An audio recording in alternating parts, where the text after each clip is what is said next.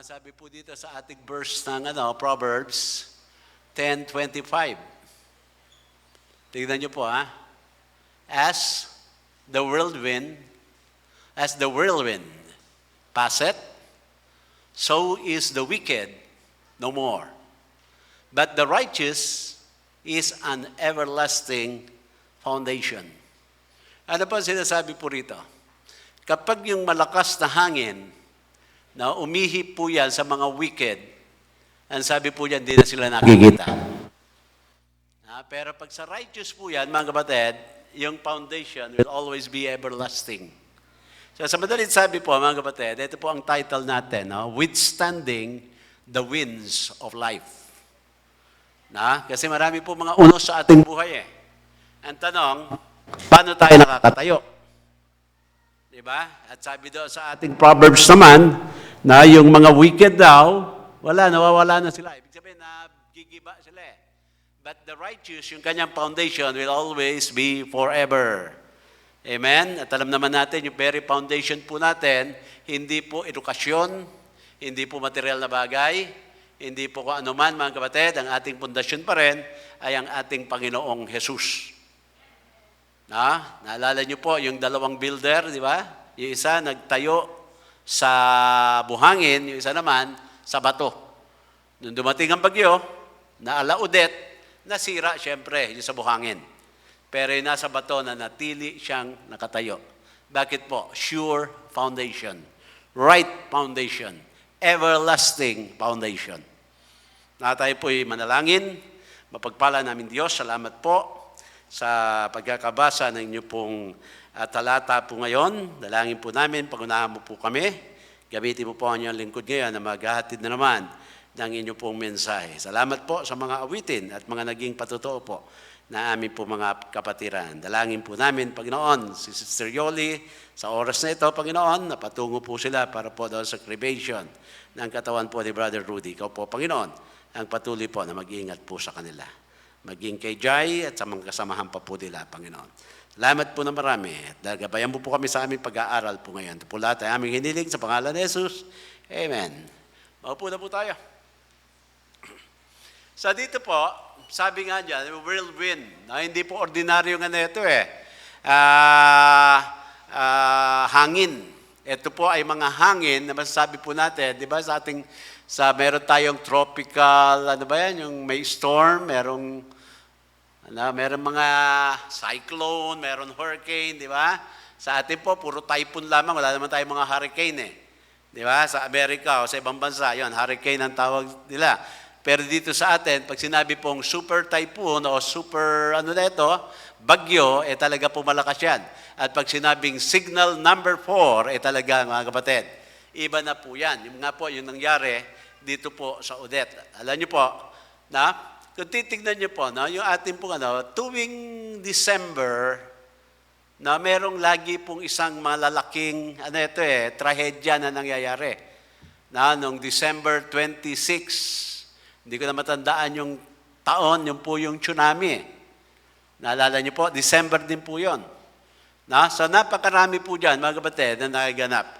Kaya ito nga po, na Odette neto, napakarami pong sinira na mga tahanan, marami din nawalan ng mga kabuhayan, doon lamang nating makikita, ang hangin ay talaga pong pumipinsala din. Pero wag nating kakalimutan, mga kapatid, na meron pong winds of life din na nakailangan ito po, na tayo po ay maging matatag. Kaya dapat po dito matutunan natin yung paano tayo magiging nakatayo pa rin sa kabila ng mga unos ng ating buhay. Ano-ano po ang mga halimbawa ng mga unos ng ating buhay? Halimbawa po yung winds of change. Alam niyo po ba, isa sa pinakamahirap gawin magbago? Baguhin yung inyong kinagawian. Di ba? Mahirap po yan. Kung baga bagyo po yan mga kapatid Lalo na kung ikaw ay namuhay ng matagal, na walang Kristo sa puso at naligtas ka na po, at eto na po mga kapatid, babaguhin ka na ng Panginoon, minsan po, nasa 10, alimbawa, minsan nagtitira pa tayo ng isa. Na yung mga winds of changes sa ating mga buhay. Na, halimbawa, from single to married. Yan po, no? Meron pa rin po mga pagbabago dyan eh. Amen? Na? Yung paniniwala na lumang paniniwala, papunta ka po, mga kapatid, sa tamang paniniwala. Dahil wala naman pong bagong paniniwala. Ang Bible po natin, hindi bagong paniniwala, mga kapatid. Kasi yung turo ng Bible, noon pa po yan. Wala pa tayo dito. Na? Wala pa nga, yung foundation of the world, ando doon na po yung turo niyan, kaya hindi po siya bagong paniniwala, kundi tamang paniniwala. Na? At tayo po, marami sa ating binabago dyan. Hindi lamang po yung wind of change, but also the wind of opposition. Yung, alam niyo po, isa po sa napakahirap tanggapin sa buhay, ay yung ikaw po ay makatanggap ng rejection. Amen? You are being rejected. Yan po. Na, para baga hindi ka tanggap sa lipunan, hindi ka tanggap sa pamilya na iyong papasukin, no? Hindi ka tanggap sa iyong mga kasamahan. Yan po, no? Yung mga oposisyon. Kaya yung mga oposisyon, lalo po sa church, pag may mga oposisyon, mahirap po yan eh. Amen? Pero alam niyo po ang ginagawa ng Panginoon sa mga oposisyon? Naupos. Kaya sila upos na. Hindi ba? Amen? Na? Kaya yan po, pero bado doon po yan, winds of opposition. Lagi ko nga sinasabi po sa inyo, no? Every time po na meron po mag-criticize sa inyo, no, hayaan nyo lang because, alam niyo po, yung mga criticism will only clarify you eh. Pag na-criticize ka, di ba? I-clarify mo yung sarili mo, ikaw nga ba talaga yon o hindi? Na, kung ikaw yon, di salamat na merong nakakapansin sa iyo na may mali ka at itama mo. Kung mali naman sila, di magpatuloy mo lang yung ginagawa mo dahil alam mo, tama yon. Ano po? Na hindi lamang po yan, meron din po yung mga winds of conflict. Ayan.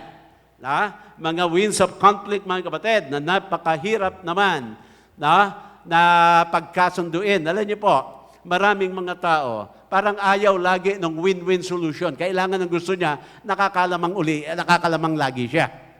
Di ba? Na para bagang, ano po, mga kapatid, parang kung tatlo, ayaw nilang tag-isa't kalahati sila. Gusto sa kanya, dalawa. Yung isa lang. Lagi po may conflict eh. Kaya eto pa lagi lang natin tatandaan, mga kapatid, we cannot please everybody. Kaya kung ang goal mo, i-please lahat ng tao, mabibigo ka po. Mahirap po gawin yun eh. Kasi yung gusto ng isa, ayaw naman ng isa. Kaya hindi mo pwedeng gawin yung gusto lang ng isa, aayawan naman ng isa. Bagamat tama yung ginagawa mo. Na hindi lahat sa tamang gagawin natin, maraming mga tao ang magkakagusto daw sa tamang ginagawa mo. Meron pa rin mga oposisyon po dyan. So yun po ang dapat nating makita at mapagandaan. Hindi lamang po yun, mga kapatid. Meron din yung mga winds of troubles. Yan na po. Diyan na po mapasok yung ating po mga problema, yung mga worries, yung mga nagiging dahilan ng ating po anxiety o depression. Lahat po yan.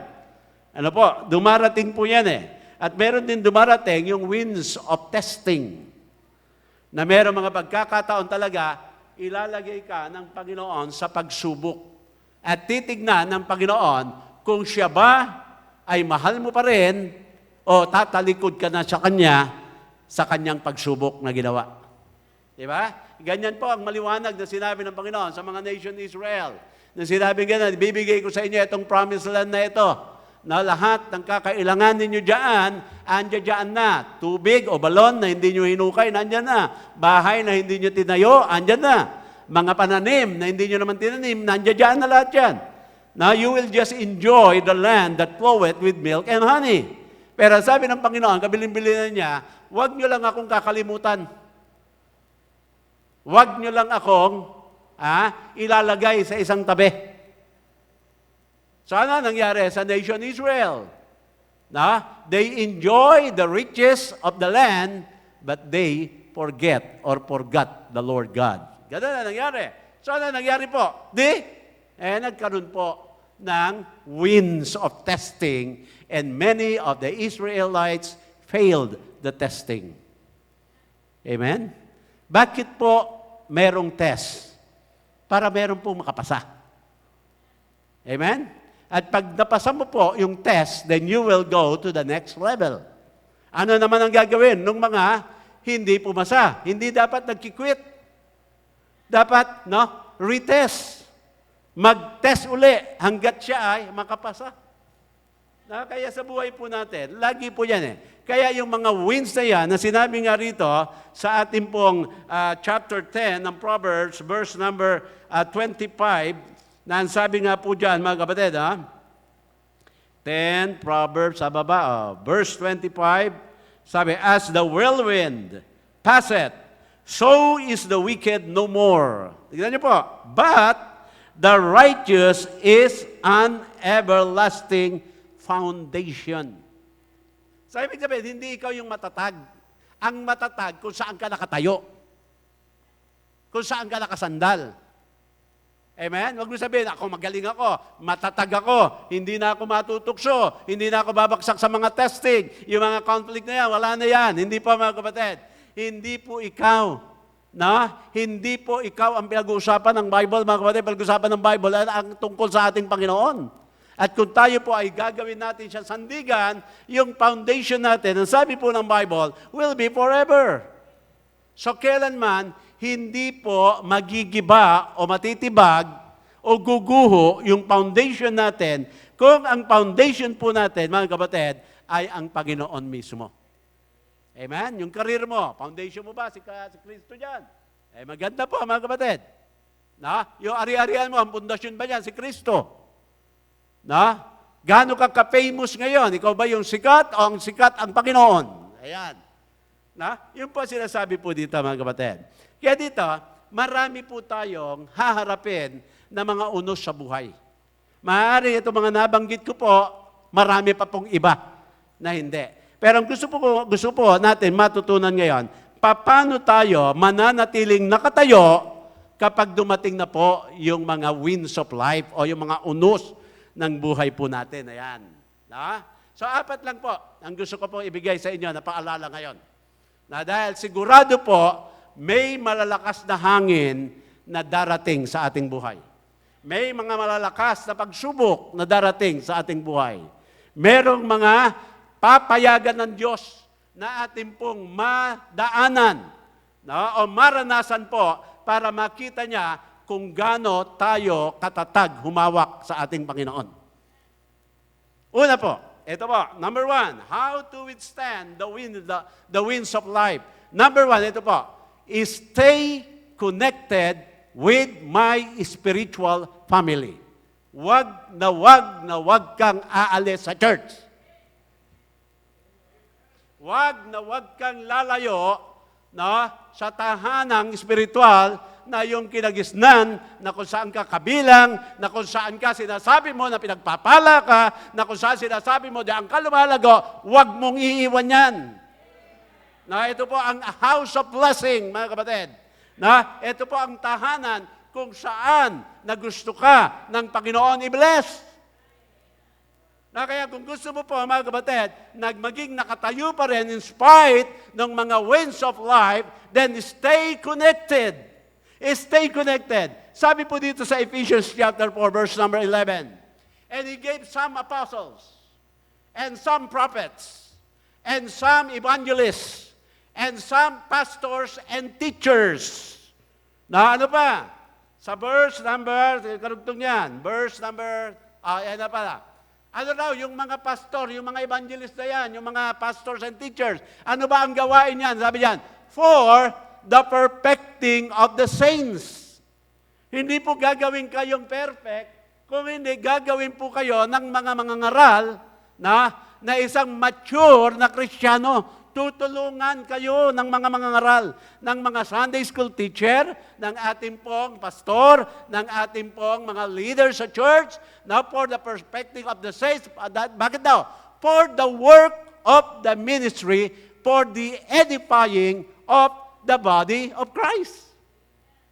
Nakita niyo po, mga kapatid? Kaya dito po kayo lalago. Dito po sa church, diyan niyo po mauunawaan yung mga matatanggap ang sagot ng napakatagal nyo ng tanong. Bakit po? Balik ka doon sa verse 11. Ano sabi niyan? Kasi meron siyang apostles, meron siyang prophets, meron siyang evangelists, at meron siyang pastors and teacher. Ngayon mga kapatid, tingnan niyo po, yung pastor and teacher, hindi po dalawang tao yon, isa lang. Bakit? Tingnan niyo pa ha, yung pagkakabanghay ng sentence. And he gave some apostles. Ano yun? Semicolon ba yun? And some prophets, semicolon uli. And some evangelists, semicolon uli. And some pastors and teachers, semicolon. Sabi sabihin, kung ikaw ay pastor, dapat teacher ka rin. Amen? Yun ang binigay. Ano raw gagawin dyan? For the perfecting of the saints. Wala na tayo apostles eh. Wala na rin tayong prophets. Yung mga prophets po natin, yun na po kayo yung mga pastor. Evangelists, meron pa rin. Yung po yung mga missionaries. At meron po natira sa atin, pastors and teachers. Yan sabi, for the edifying of the saints, for the work of the ministry, for the edifying, perfecting of the saints, edifying of the body of Christ. Verse 13. Ano sabi yan? Till we all come in the unity of the faith and of the knowledge of the Son of God, and to a perfect man, mature man, and to the measure of the stature of the fullness of Christ. Verse 14. That we henceforth be no more children. Amen? Ang gusto ng Panginoon, lalago ka bilang isang mananampalataya. Hindi ka dapat baby. Amen? Na you be no more children. Toss to and fro. Alam niyo yung children? Para po yung ping-pong kung saan siya paluin, doon lang siya. And carried about with every wind of doctrine. By the sleight of men and cunning craftiness, whereby they lie in wait to deceive. Kaya dito, mga kapatid, kung gusto mo na hindi ka po mabuwal pag dumating na ang malalakas na uno sa buhay, then stay connected to your spiritual family. Amen? Huwag kang mawawala sa church. Kung nasasaktan ka, huwag kang magtatampo. Sasabihin mo kasi si kapatid, gantong sa akin eh. Mga kapatid, kung 200 tayo dito, isa lang yun hindi mo nagustuhan. Iwan mo yung 199 o 198. Dahil lang sa isa. Hindi naman yata makatuwiran yon. Amen? Ngayon, pag umalis ka sa church, ano mangyayari sa'yo? Palagay mo, pag wala ka sa church, magiging matatag ka pa rin? Amen? Kung yung mga nag-church niya, hindi pa nagiging matatag, di lalo na wala sa church. Amen? Kaya dito po sa atin, ibinibigay ang turo ng ating Panginoon. Alam niyo po, nakakatuwa. Yung mga patuto, si Sister Neria, si Yoli, nagpapasalamat lahat, si Leia, na meron po silang church na ganito. Amen? Na meron tayong pamilya, si Terlalain, ganun din. Ang iba sa atin, mga kapatid, alam ko, nasa broken family siguro, o medyo po parang sabik tayo sa talagang pamilya. Di ba? Nakita natin dito sa church na ito. Kaya pag sinasabi mo, etong church na ito ay isang pamilya para sa akin, ano ang dahilan mo? Bakit mo iiwan? Ano ang dahilan mo? Bakit ka hindi magiging active dito? Amen? Sa madalit sabi, stay connected to your spiritual family. At kung ang spiritual family mo ay Bible Baptist Church ng Marilao, then always stay connected diyan po sa spiritual family mo na yan. Amen. Pangalawa, put into practice everything I learned. Alam niyo po ba ano ibig sabihin yan? Put into practice everything I learn. Kasi lahat ng turo dito, pag hindi mo in-apply, put into practice. Para nalipat sa akin yung espiritu ni ni Duterte. Kaya mga put into practice kayo dapat. Amen? Bakit po, mga kapatid? Ano saysay?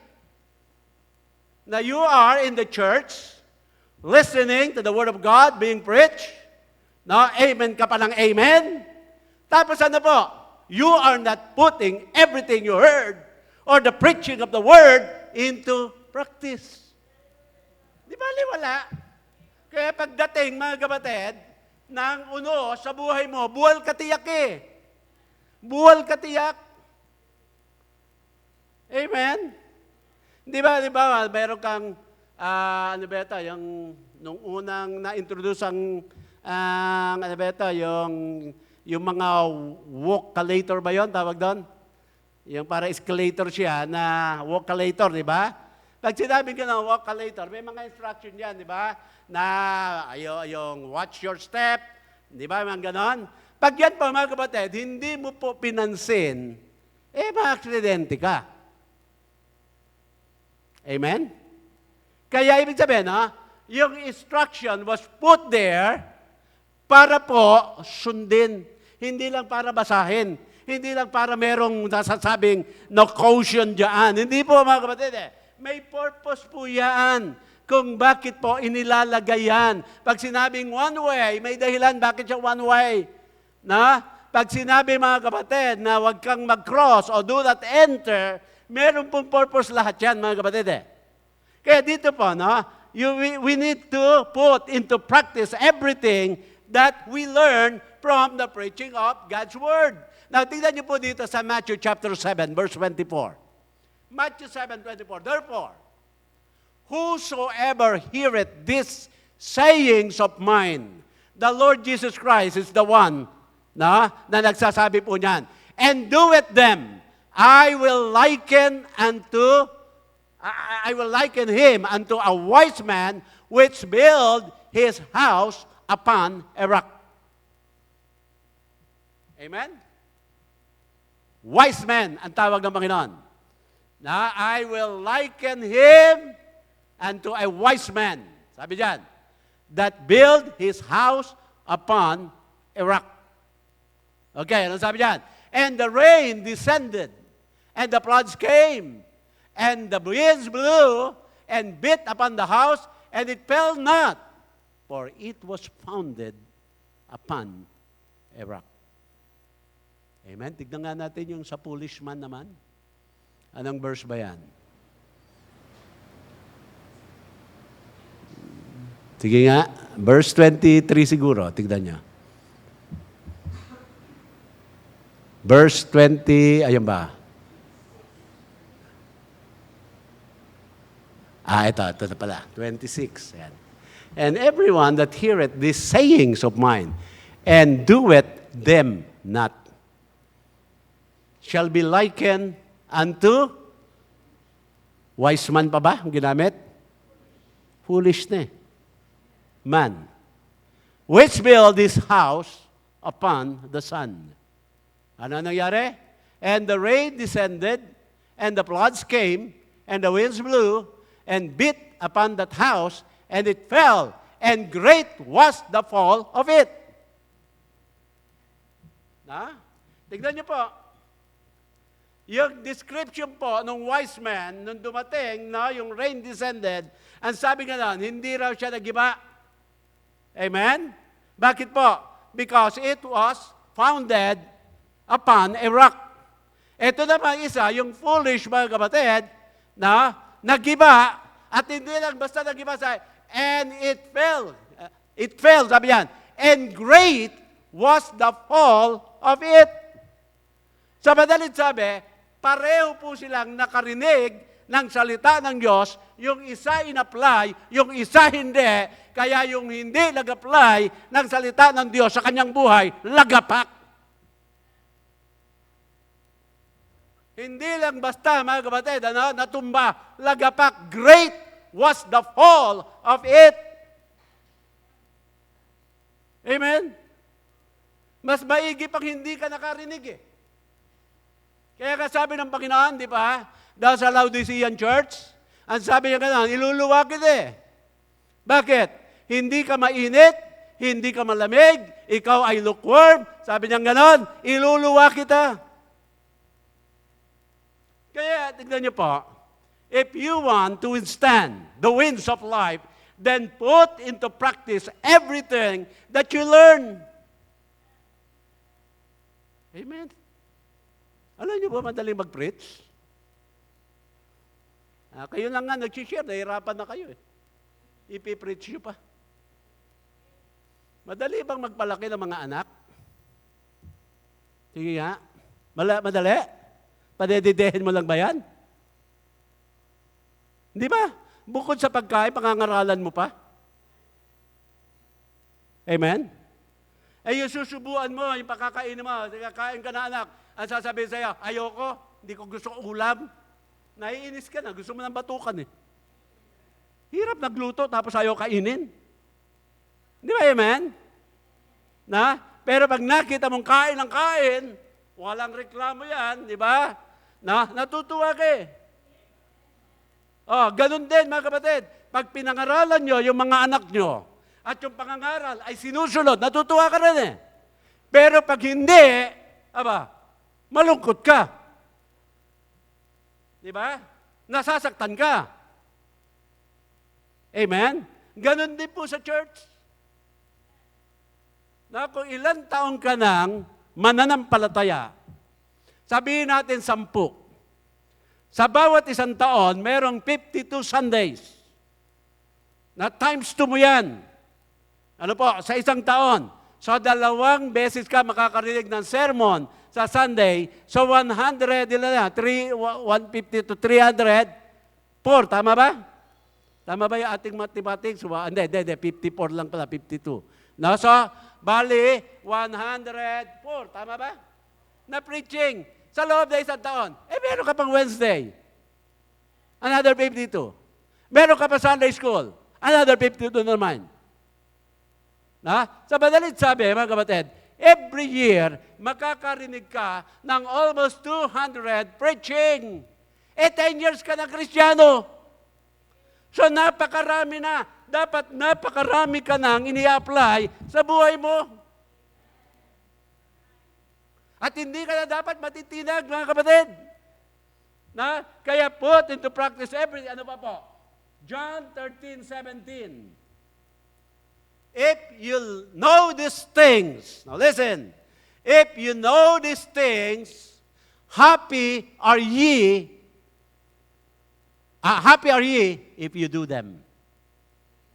Alam niyo po, pag sinunod mo ang salita ng Diyos, masaya ka. Pero alam mo, pag hindi mo siya sinunod, kahit ikaw mismo alam mo na hindi ka masaya. Malungkot ka. Ano pa po? James 1:25. And who shall look it into the perfect law of liberty and continue it therein, being not a forgetful hearer, but the doer of the word, this man shall be blessed in his deed. Ano pa ang pangako ng Panginoon? Sa mga nakikinig, at ina-apply yung kanilang napapakinggan, may pagpapala po dyan. Amen? Amen? Ang wind of life, marami yan eh. Maaari ngayon, wala ka pa doon sa winds of changes. O wala ka pa doon sa mga winds of opposition or conflict or trouble or testing or mga temptations. Wala ka pa ngayon. Pero pag dumating yan, pero ginawa mo po lahat ng mga narinig mo, lahat ng itinuro sa iyo, natutunan mo, in-apply mo, hindi ka basta-bastang matitinag. Amen? Kaya nga, mga kapatid, nagpandemya, hindi natin tinigil ang preaching eh. Kasi nga, ang preaching po kasi, malaki ang natutulong, kaya nga sabi ng Panginoon, di ba, kay Timothy, preach the word in season and out of season. Na yung mga iba dyan, mga kapatid, tumigil na. Nagkikwento si Jai ba yun? Yung inaatinan daw nila Chloe sa Canada, nagsara. Dahil yung pastor umalis. Dahil US citizen, yung benefits sa mga Canadian, hindi daw ibinibigay sa kanya. Umalis. Kaya sabi ko, Jai, pag nagpunta ka doon, consider mo mag-start ka ng gawain doon. Start ka ng Bible study. May dalawang audience ka na kaagad. Si Chloe, tsaka si Baby. Preach the word. In season and out of season. Sabi niya, oo nga po, Pastor. Ano? Sige, para may mission tayo sa Canada. Dapat po ganun eh. Pag mag-abroad ka, dapat yun ang mag-start ka na gawain doon. Hindi yung mag-abroad ako, bibili ako ng sports car, bibili ako ng ganito, bibili ako ng ganon. Gawain ng Panginoon. At pag meron ka ng gawain ng Panginoon, susunod na lang lahat yan. Bakit po? Mahalaga ang preaching. Amen? Amen? Gusto nyo ba, tumigil na ako mag-preach dito? Pagdating na lang dito, kanta na lang tayo. Make me a blessing. Mga gano'n na lang. Pagkatapos ng kanta, okay? Now, uwi na tayo. Galing na nga tayo sa gano'n, di ba? Tayo, luhod, peace be with you. No? Nanggaling na tayo doon. Nabago ba buhay natin? Hindi. Kaya ito po, mga kapatid, how to withstand the winds of life, stay connected to my spiritual family, put into practice everything. Now, sabi dito, everything I learn. Now, ano po ang keyword dito? I learn. Ibig sabihin, kahit yung everything na yan, narinig mo, pero hindi ka naman natuto, wala din. Yan po mga kapatid, yun po ang nakakadurog ng puso eh. Nang pinasturan ko po yung Pangasinan noong araw, way back 1981, ayaw nila ng turo ng giving. Sabi sa akin ng principal, sabi niya, Pastor, the reason why people do not attend our church because you always insisting on that teaching, yung tithing daw. So ayaw nila yun. Kaya walang tumatagal na pastor. Kasi hindi nila kayang suportahan yung pastor eh. Nabiro mo, may nagpastor doon, may pamilya. Wala naman ma-support linggo-linggo.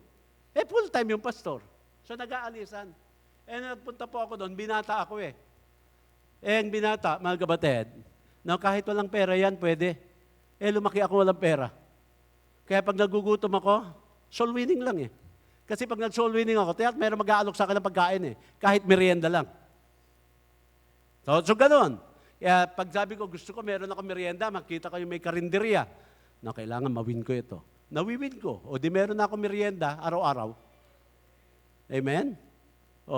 Tapos hinatid ako doon sa Jillian's Bake Shop, yung pong si Sister Jillian. Yung nanay niya, si Ninang Crising. Ano po? Yun po yung umattend ng church, mga dating Baptista na nalaman may pastor.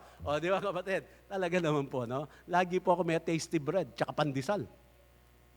Amen? Ayun po mga kapatid, Bakit po? Kasi preach the word. Yun lang eh. Ipangaral mo. At ilalagay ng Panginoon lahat diyan sa iyo, sa gawain na yan, ang pangangailangan mo. Amen? Una ako nagpunta dito sa Bulacan, 20 pesos. Wala nang pamasahe pa uwi. Galing ako ng Mandaluyong. Sabi ko, Lord, bahala na. Lapit lang naman yung Mandaluyong na yan kung lalakarin ko. Nakawin po ako sa may kawayan. May nawin po ako doon, tuwan-tuwa. Unang sabi niya, kumain ka na ba? Sabi ko, opo, kahapon. Pero yung kahapon, pabulong na yun. Pero nakakaya naman. So, pinakain ako. So yun, na-sharean ko ng Bible, mga kapatid. Natuwa. Saan ka umuwi? Sabi sa akin, sa may Mandaluyong. Ganun ba? Magkano ba pamasahe doon? Sabi ko, 20 pesos. May pamasahe ka ba? Kanina po, meron. Nung papunta rito. May binigyan ulit ako ng 20 pesos. Di nakauwi ako. Ganun po, mag-supply ang Panginoon. Natututunan po yan dito sa salita dito. Kaya ang yabang namin, yung aming pinagmamayabang, pag-graduate ka ng Bible Baptist Seminary, na with or without support, nag-i-start ng gawain. Ganun po. Start ako dito sa inyo, 400 a month. Yung bayad ko sa Mission House, dahil linuhulugan po sa pag-ibig yata yun, Doon sa bala, 600. Na? Nananalangin pa ako ng 200 pang dagdag. Eh, marunong din naman akong kumain na. Buti na lang, ando daw si Nanay Telma. Ha? Pagkatapos ng tanghalian, ng service, meron na kaagad umuusok na bulalo. God supply the need. Bakit po? Natutunan lahat yun sa turo ng Biblia. Ha? Natinag ba kami? Hindi. Dahil alam namin, God will supply the need. Ha? Sabi nga ng missionary na kaaway ko lang, paano ka pa makakasuporta ng pagbayad sa seminary? Wala ka ng trabaho. Dahil janitor nila ako Sabi ko, tinawag ako ng Panginoon, God will supply my need. Ay, hindi na sila makasagot. Talaga naman sinupply ng Panginoon. Sabi ko sa inyo, diba, by faith. Janitor ako, di by faith. Nagbubunot ako by faith. Amen? Pangatlo, eto po. Turn my focus to how great God is. Ewan ko pa naman kung ikaw ay matinag pa, mga kapatid. Kung ang focus mo, kung gaano katatag ang iyong Diyos. How great our God. Kaya nga meron tayong kantang, How Great Thou Art. Tingnan niyo po dito, sa Matthew chapter 8, verse 24. Sabi yan, and behold, there arose a great tempest in the sea, insomuch that the ship was covered with the waves, but he was asleep, ang ating Panginoon. And his disciples came to him and awoke him, and saying, Lord, save us, we perish. And he said unto them, Why are ye fearful, O ye of little faith? Then he arose and rebuked the winds and the sea, and there was a great calm. Verse 27, but the men marveled, saying, What manner of man is this, that even the winds and the sea obey him? Alam niyo po, yung verse na yan, tatanggalin din yung worry niyo Di ba? Kung yung hangin, alam niyo po, ang hangin is uncontrollable. Yung bagyo, pag sinabi may bagyo, di ba, sabi magla-landfall, di ba? Ito ang lakas ng hangin. Pag tumama daw sa bundok yan, medyo po hihina, pero meron pa rin lakas yan. Hindi makukontrol, mga kapatid Pero here comes sa ating Panginoon, ano po, sinaway niya yung hangin. At sabi nitong mga disciples, ang klase ito. Even the winds and the sea obey Him. Kaya mga kapatid, mag-focus ka lang, hindi yung kung ano ang kaya mong gawin o kung ano ang iyong magagawa, mag-focus ka doon sa kung ano ang kayang gawin ng iyong Diyos. Amen? Kaya kung ang tingin mo, mga kapatid, malaki ang Diyos mo, malaki ang kaya niyang gawin. Kaya pag tinitignan mo malaki ang problema mo, parang minamaliit mo ang Diyos. Kaya dapat ang focus, mga kapatid, kahit sabi ko sa inyo yung mga worries na yan, kung yung hangin at yung dagat sumunod sa Kanya, ano na lang kaya, mga kapatid, yung mga worries natin na may pangako nga siya. Kaya you focus on how great our God is. At yung huli, ito po. Remind myself how much Jesus cares. Mark 6:47. And when even was come, the ship was in the midst of the sea, and he alone on the land. And he saw them toiling in rowing, for the wind was contrary unto them. And about the fourth watch of the night, he cometh unto them walking upon the sea, and would have passed by them. Dito, ano po makita natin dito? Sabi, naglayag itong mga disciples. Naiwan po sa dalampasigan ng ating Panginoon. Nung naroon na po, sa gitna, ito po mga disciples, mga kapatid, nagkaroon ng malakas na unos. Di ba? Sigawan siguro sila, naku po, matay tayo. nakita ng Panginoon yon. Because the Lord Jesus Christ care, naglakad po siya papunta sa kanila. Sabihin, mga kapatid, yung care ng Panginoon sa atin, kahit po imposible, magagawa para lang ibadama sa atin na He really cares. Amen? Pwede na maabangan ng Panginoon na bumalik sila. No? O pwede naman sabihin, bahala na kayo dyan, ha? Basta pinagpipray ko kayo. Pero hindi, sabi dito, naglakad ang Panginoon. At sinamahan itong mga ito. Doon po rin nakita rin nitong si Peter, sabi ng gano'n, Lord, pwede rin ba ako maglakad dyan? Sabi ng Panginoon, di lumakad ka. Ay, lumakad, nakalakad naman. Pero nakita na yung malalaking alon, lumubog siya, natakot Amen? Ano pa po? Matthew 14, verse 28. Sabi niya, and Peter, ito po, answered him and said, Lord, if it be thou, bid me come unto thee on the water. Ayan po, ang sabi, and he said, come. And when Peter was come down out of the ship, he walked on the water to go to Jesus. But when he saw the wind boisterous, he was afraid and beginning to sink, and he cried, sabi niyan, saying, Lord, save me. And immediately Jesus stretched forth his hand and caught him and said unto him, O thou of little faith, wherefore didst thou doubt? And when they were come into the ship, the wind ceased. Then they that were in the ship come and worship him, saying, Of the truth, thou art the Son of God.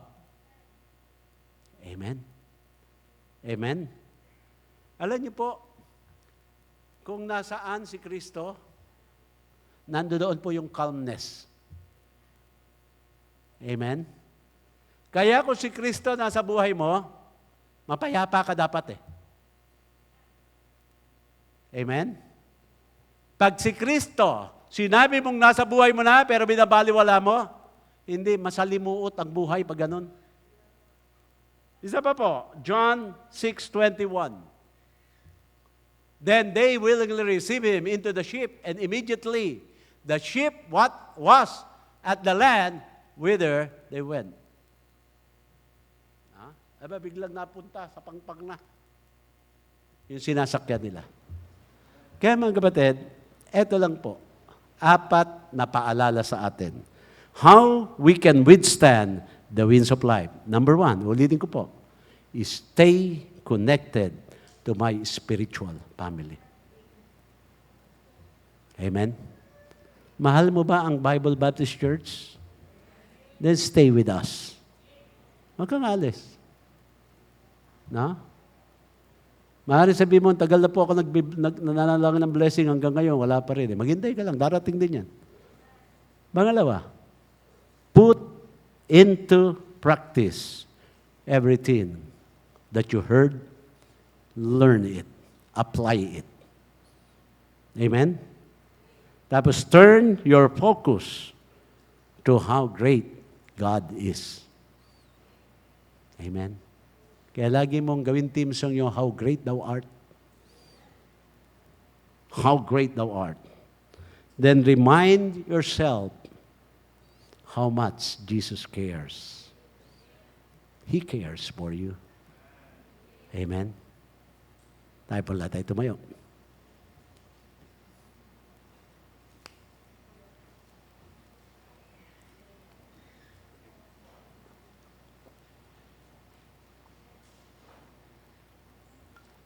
Tayo po'y manalangin.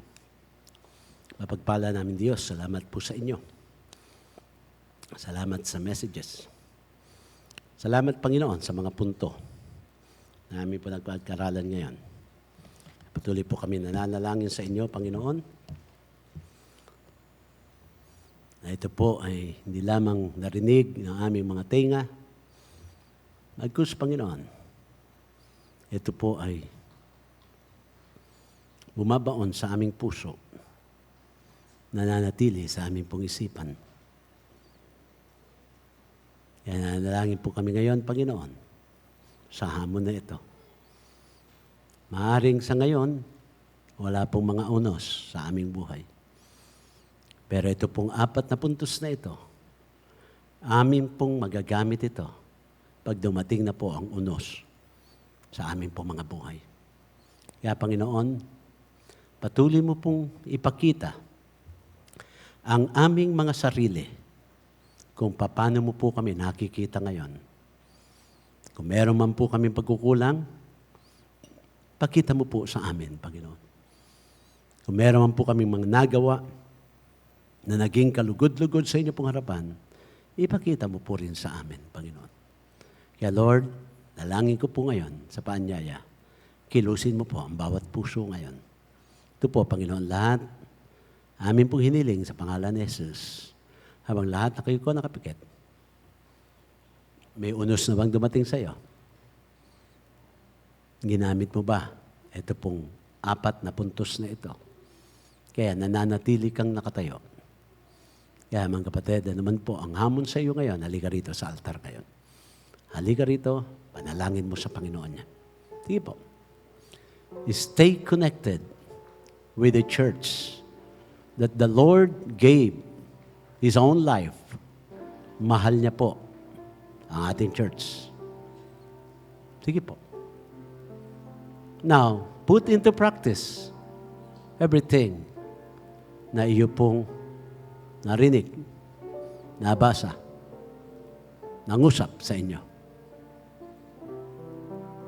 Then focus kung anong klaseng Diyos meron ka.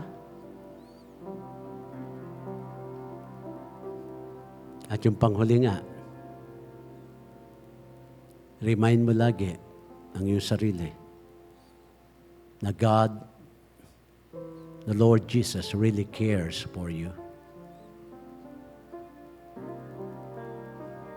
Sige po, manalangin po kayo.